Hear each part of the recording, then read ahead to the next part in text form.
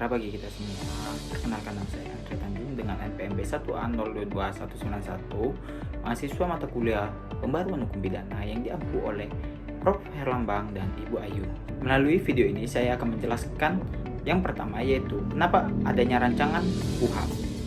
Rancangan KUHP itu dibuat untuk menggantikan Undang-Undang Nomor 8 Tahun 1981 tentang hukum acara pidana yang sudah tidak sesuai dengan perkembangan zaman dan kebutuhan hukum saat ini.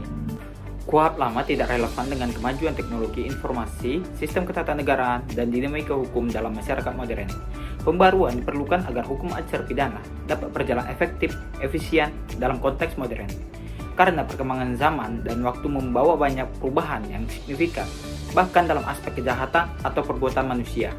RUU KUHP juga bertujuan memberikan kepastian hukum dan menegakkan keadilan bagi semua pihak yang terlibat dalam proses pidana, termasuk tersangka, terdakwa, saksi, dan korban. Hal ini juga sejalan dengan prinsip negara hukum yang menjunjung tinggi hak asasi manusia. Beberapa konvensi internasional yang berkaitan dengan hukum acara pidana telah diratifikasi Indonesia, sehingga hukum acara pidana nasional perlu disesuaikan agar selaras dengan kewajiban internasional tersebut. Dalam praktiknya, KUHP lama menimbulkan berbagai masalah dan ketidaksesuaian dengan norma hukum lain, termasuk hukum Mahkamah Konstitusi yang membatalkan beberapa norma KUHP. RUU ini juga mengintegrasikan perkembangan hukum acara pidana yang selama ini tersebar di berbagai undang-undang sektoral sehingga menjadi aturan yang lebih holistik dan komprehensif. KUHP sebagai hukum pidana formil harus disesuaikan dengan KUHP yang merupakan hukum pidana material, terutama setelah terbitnya KUHP baru yang mengusung paradigma keadilan restoratif. Keduanya harus memiliki semangat dan asas yang seragam agar penegakan hukum pidana berjalan konsisten. RUU KUHP memperkuat tugas dan wewenang aparat penegak hukum yang selaras dengan perkembangan ketatanegaraan dan teknologi, sehingga proses penegakan hukum dapat berjalan lebih efektif dan akuntabel.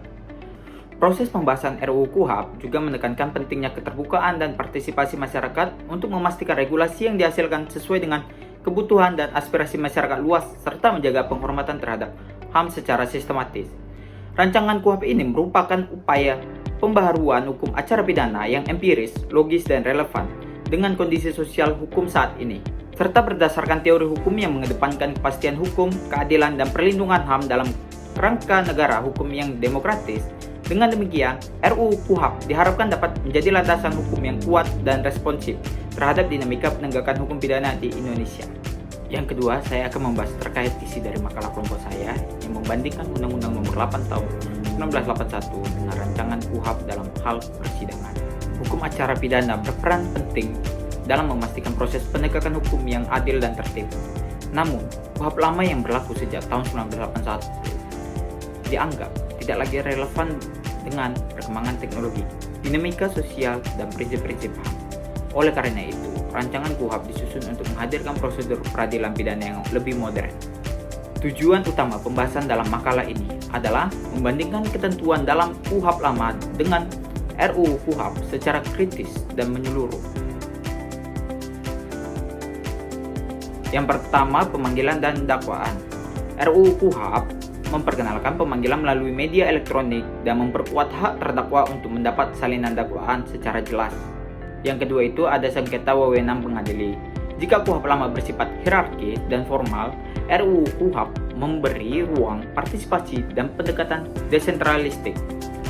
Yang ketiga, pemeriksaan biasa. Terdapat transparansi lebih dalam pemilihan majelis hakim secara acak dan penguatan restoratif justice melalui mediasi antara korban dan terdakwa. Yang keempat ada pembuktian. RUU KUHP memperluas jenis alat bukti dengan memasukkan bukti elektronik dan pengamatan hakim sebagai bentuk pembaharuan penting di era digital. Yang kelima ada putusan.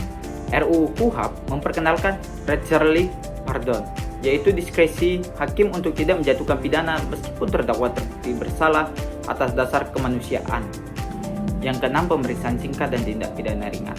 Prosedur diperluas dan disederhanakan namun tetap menjaga prinsip due process dan hak pembelaan. Yang ketujuh, ada tata tertib persidangan. RUU KUHP menegaskan perlindungan HAM dan memperbolehkan sidang virtual dengan saksi tegas terhadap pelanggaran tata tertib seperti Zoom. Upaya hukum ada biasa dan luar biasa. korban kini bisa ikut mengajukan banding atau kasasi dalam kondisi tertentu. Peninjauan kembali diperluas, termasuk jika hakim terbukti menerima suap. Dapat disimpulkan, secara keseluruhan pembaruan dalam RUU KUHP 2025 menunjukkan komitmen terhadap peradilan yang adil, efektif, dan adaptif. KUHP baru lebih responsif terhadap teknologi, memperkuat posisi korban, dan memberikan ruang keadilan restoratif. Namun tantangan tetap ada, ketimpangan infrastruktur digital, lemahnya pengawasan HAM, dan potensi multitafsir dalam pasal-pasal baru. Untuk itu, perlu penguatan sistem pengawasan, pelatihan aparat penegak hukum, dan mekanisme evaluasi berkala agar pembaruan ini benar-benar membawa keadilan substantif.